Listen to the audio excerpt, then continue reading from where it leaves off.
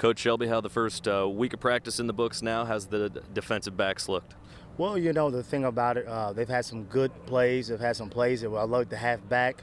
The big thing we're kind of working on is consistency. You know, we have young guys who kind of first time out there and a lot of pressure on there. The mental errors, getting lined up.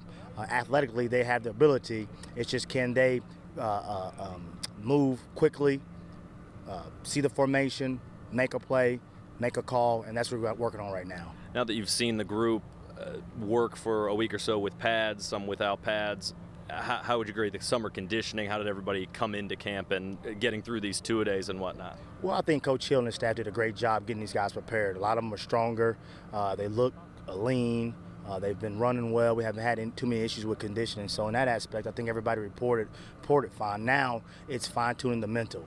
You know, I think sometimes towards the end of practice we get mentally tired, and that's when you get some of the busts. So right now, physically, they got all the tools needed. Now we got to train that brain, that mind, to make sure that we play 100% for 3 to 5 seconds every play.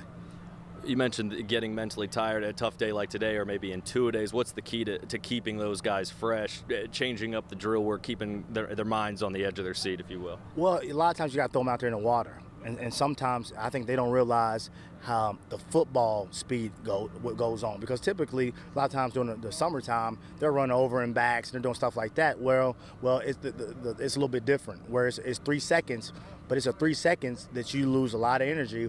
Can I reload it? Can I get refocused back in there, and then also go make a check and play?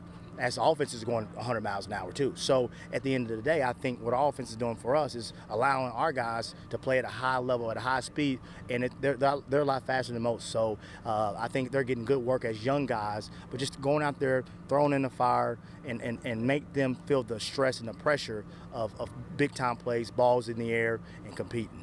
Towards the end of practice today, seemed like a good amount of special teams work went into it. You have a heavy role in that. Who stood out in some of the return game? Well, I tell you what, you know, Flores, Rashad Fent kind of catching punts. He looks great. Mitchell Page is really doing a good job. And then a lot of young guys. You know, Will Dawkins looked well doing some drills. Thornton, as another receiver, I think is doing a really great job. Ricky Jones is a guy, he's been here for a while. He's starting to come on. And so any good team has great special teams. And so there'll be a game, won or lost, this year on special teams. So that's the reason why you see us spend a little bit more time working on some special teams. Finally, Coach Shelby, coming up on Saturday, a little bit more of an inter-squad type situation with such an inexperienced group as the defensive backs.